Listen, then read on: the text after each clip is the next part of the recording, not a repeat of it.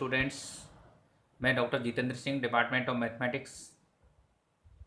आज हम इस वीडियो के माध्यम से ट्रांसपोर्टेशन प्रॉब्लम पार्ट थर्ड, जो कि हमारा लेक्चर 8 है, इसमें हम लोएस्ट कॉस्ट एंट्री मेथड या मैट्रिक्स मिनिमम मेथड, इसके बारे में हम डिटेल में बताएंगे। इस मेथड के माध्यम से हम किसी भी ट्रांसपोर्टेशन प्रॉब्लम का जो फिजिबल सॉल्यूशन है उसको ज्ञात कर सकते हैं।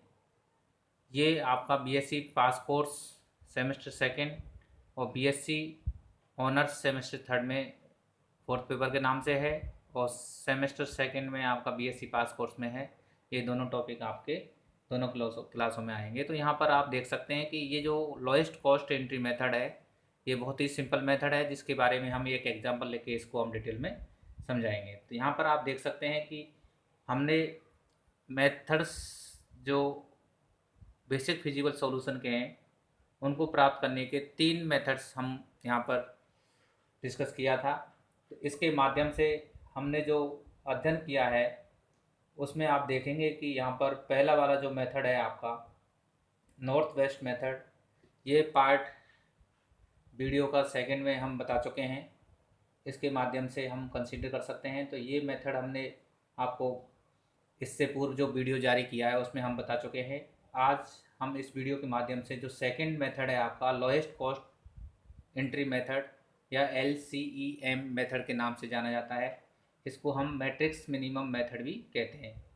अब इसको हम विस्तृत रूप से डिस्कस करने के लिए हम स्टेप्स में डिवाइड करेंगे। तो यहाँ पर स्टेप्स के आधार पर आप देखेंगे कि ये वाली जो कंडीशन है आपकी लोएस्ट कॉस्ट एंट्री मेथड या मैट्रिक्स मिनिमम मेथड, जिसको MMM से जाना जाता है, इसमें 3 स्टेप्स होती हैं। जिसका स्टेप फर्स्ट है आपका determine the lowest cost cell या स्मॉलेस्ट कह सकते हैं in the cost matrix of the transportation problem and allocate maximum possible resource to the cell. Consider the latest smallest cost A3B2।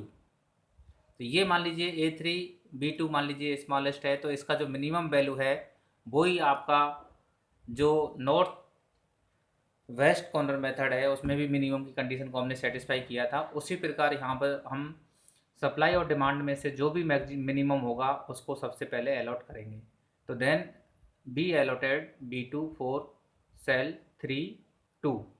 तो यहाँ पर सेल की जो वैल्यू है 3-2, इसके आधार पर हम इसको कंसीडर करेंगे। तो यहाँ मिनिमम जो कंडीशन है वही अप्लाई करेंगे। यहाँ पर जो पॉसिबल होगा मैक्सिमम डिमांड और सप्लाई में से जो भी कम होगा उसको हम एक साथ अलॉट करेंगे। तो यहाँ पर इसकी जो एलोकेशन है आपका, वो स्टेप फर्स्ट में सबसे पहले जो लोएस्ट कॉस्ट है उसको हम सबसे पहले अलॉट करेंगे। इसके बाद सेकंड है आपका कि again determine the next lowest cost. Suppose कीजिए 1 लोएस्ट कॉस्ट है आपकी, तो इसके बाद 1 को आपने अलॉट करने के पश्चात आप देखेंगे कि कॉस्ट मैट्रिक्स में 1 से नेक्स्ट वाला जो लोएस्ट एलिमेंट है वो क्या है, इसको हम रिपीट करेंगे। Cell in which the available demand और supply in the cost matrix of the transportation problem and allocate maximum possible resource to that cell which depend on availability of supply demand until all requirement are fulfilled. तो यहाँ पर आप देखते हैं कि ये वाली कंडीशन तब तक रिपीट करते रहेंगे जब तक हमारी जो सप्लाई और डिमांड की जो कंडीशन है बैलेंस ट्रांसपोर्टेशन प्रॉब्लम की, वो सेटिस्फाई नहीं हो जाए। तो यानी सभी सप्लाई डिमांड के आधार पर हो जानी चाहिए। तो जितनी भी आपकी डिमांड्स हैं उसके आधार पर हम सप्लाई की पूर्ति इस ट्रांसपोर्टेशन माध्यम के द्वारा करेंगे। तो यहाँ पर थर्ड है आपका if all requirements are fulfil with this ability. तो यहाँ पर find out the feasible solution by using allotted corresponding cell cost as follow. तो यदि आपकी ये कंडीशन सेटिस्फाई हो जाती है तो यहाँ पर हम इसका एक फिजिबल सॉल्यूशन प्राप्त करेंगे, जो कि allocated value into cell value plus allocated value into cell value in the next allocated cell. तो ये आप सभी सेलों के लिए जो भी हमने वैल्यू एलोकेट की है उसके लिए ये फिजिबल सॉल्यूशन हम कंसीडर करेंगे। तो ये वाली कंडीशन आपकी मिनिमाइज आएगी, जिसके आधार पर जैसे असाइनमेंट में आपने किया था उसी प्रकार ट्रांसपोर्टेशन प्रॉब्लम में भी ये कॉस्ट आपकी मिनिमाइज होगी। जितना ज़्यादा आपका मिनिमाइज होगा उतना ही ऑप्टिमलिटी की कंडीशन हमारी सेटिस्फाई हो जाएगी। कोई भी हम जब बिज़नेस करते हैं तो सभी जो बिजनेसमैन हैं उनका मुख्य उद्देश्य रहता है कि हमारी जो कॉस्ट है ट्रांसपोर्टेशन की वो मिनिमाइज होनी चाहिए और लाभ जो है आपका बेनिफिट वो मैक्सिमम होना चाहिए। ये आपका ऑप्टिमाइजेशन का बेसिक कंसेप्ट है, इसके आधार पर हम इसको कंसीडर करेंगे। तो यहाँ पर आप देख सकते हैं कि ये एग्जाम्पल है आपका कि solve the following transportation problem. ये आपके डेजिग्नेशन है आपके D1 D2 D3, ये ओरिजिन है आपके O1 O2 O3 O4। यही एग्जाम्पल आपको हमने जो नॉर्थ वेस्ट कॉर्नर मेथड है उसके लिए भी लिया था। हमने ये सेम इसलिए लिया है कि हम लास्ट में इनका कंपैरिजन करेंगे। इसमें हमने 3 मेथड आपको बताएंगे, तीनों मेथडों का फिर बाद में हम कंपैरिजन करेंगे कि एक एग्जाम्पल में तीनों मेथडों से यदि सॉल्व करते हैं तो हमारा जो ट्रांसपोर्टेशन की जो वैल्यू है वो आपकी क्या होगी। तो यहाँ पर डिफरेंस यदि आता है तो वेस्ट से वेस्ट जो ऑप्टिमल सॉल्यूशन है वो कौन सा प्राप्त होगा, इससे हम आपको कंपैरिजन करेंगे। तो आइए हम इसको सॉल्व करते हैं कि इस ट्रांसपोर्टेशन प्रॉब्लम को कैसे सॉल्व करते हैं। तो इसके लिए सबसे पहले आप देखेंगे कि कॉस्ट मैट्रिक्स आपकी 274331547 ये आपकी कॉस्ट मैट्रिक्स कहलाएगी।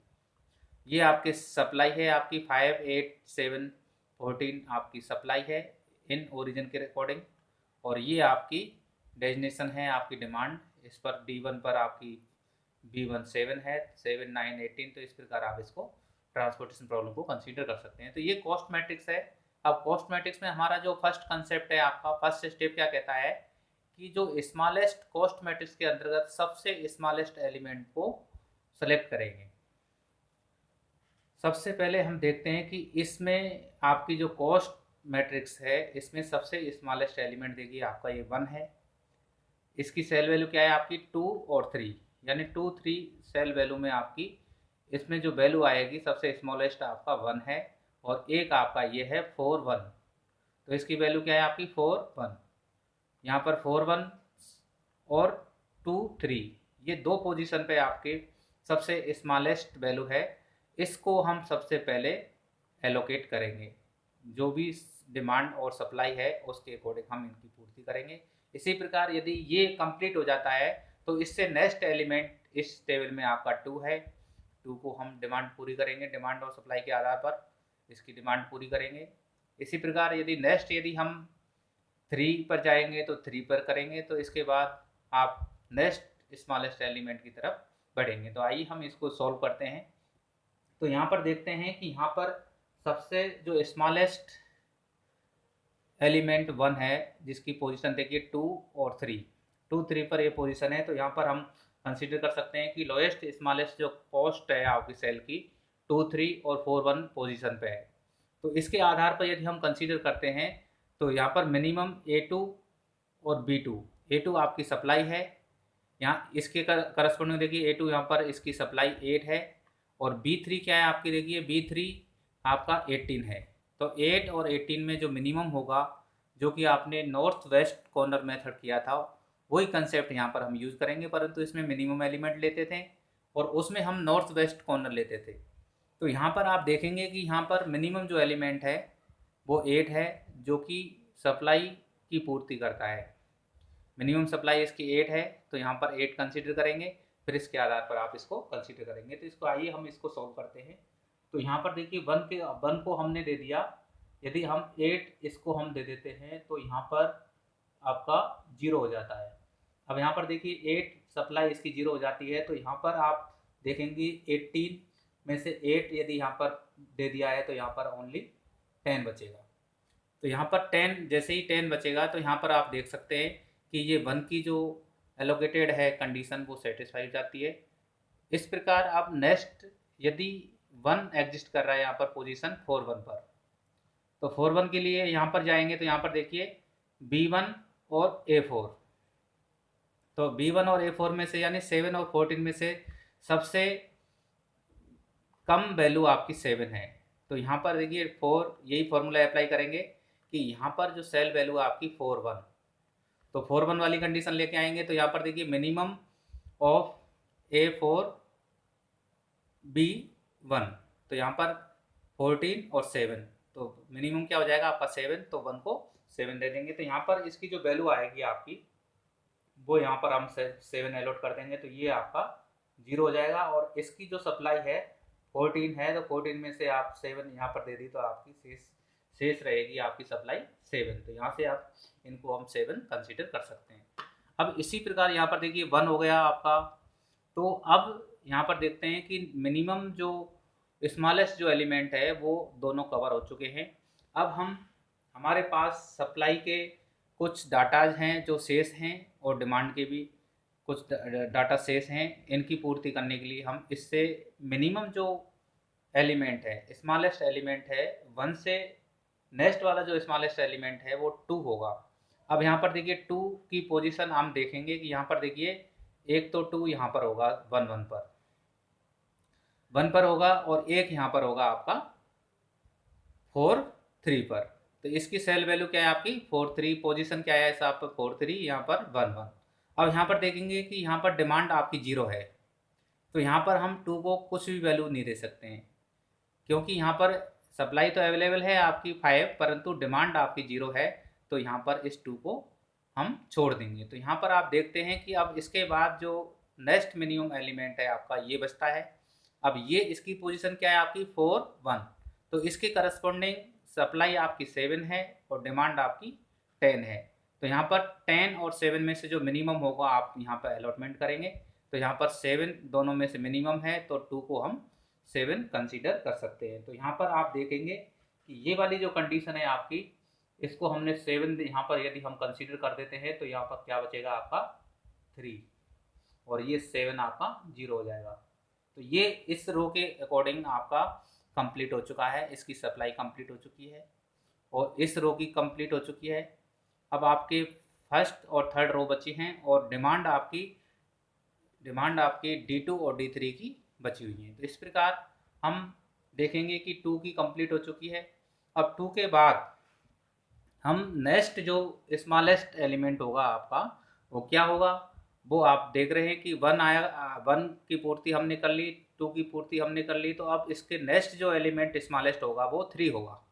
अब 3 के लिए देखिए यहाँ पर 1 3 यहाँ पर आएगा, 1 3 यहाँ पर है। अब यहाँ पर देखिए इसके लिए यहाँ पर डिमांड एग्जिस्ट नहीं है, और इस 3 के लिए यहाँ भी सप्लाई एग्जिस्ट नहीं है। तो यहाँ पर आप देख सकते हैं कि 3 को हम यहाँ पर जैसा है वैसा ही छोड़ देंगे। तो यहाँ पर अब नेक्स्ट 3 के लिए चलिए। तो ये वाला जो 3 है, यहाँ पर देखिए सप्लाई 0 है इसकी, परंतु डिमांड आपकी 9 है। तो यहाँ पर इसकी सप्लाई नहीं है तो डिमांड भी नहीं दे सकते। तो यहाँ पर 3 का ऑप्शन यहाँ पर हम छोड़ देंगे। अब इसके बाद देखेंगे कि इससे जो नेक्स्ट एलिमेंट है आपका स्मॉलेस्ट एलिमेंट, वो क्या होगा आपका 4 होगा। तो 4 के लिए देखिए आपका एक पोजीशन ये है आपकी, ये इसकी पोजीशन क्या है आपकी सेल पोजीशन क्या है आपकी 1 3, और नेक्स्ट है आपका 4, यहाँ पर 3 और 2 पोजीशन। तो ये 4 है, 2 4 है इसमें आपके, तो इनको हम अलॉट करेंगे। तो यहाँ पर देखिए इसके लिए हम डिस्कस करते हैं कि ये वाला जो 4 है आपके, यहाँ पर डिमांड 3 है और यहाँ पर आपके सप्लाई 5 है।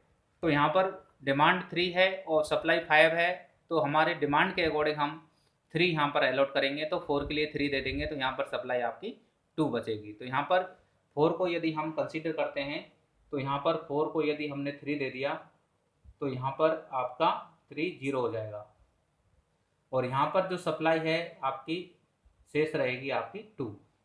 तो इस प्रकार आप इसको कंसीडर करेंगे। तो यहाँ पर देखिए इसकी डिमांड कंप्लीट हो चुकी है। अब यहाँ पर बचेगा आपका देखिए, अब इसके बाद नेक्स्ट 4 आ गया आपका ये वाला।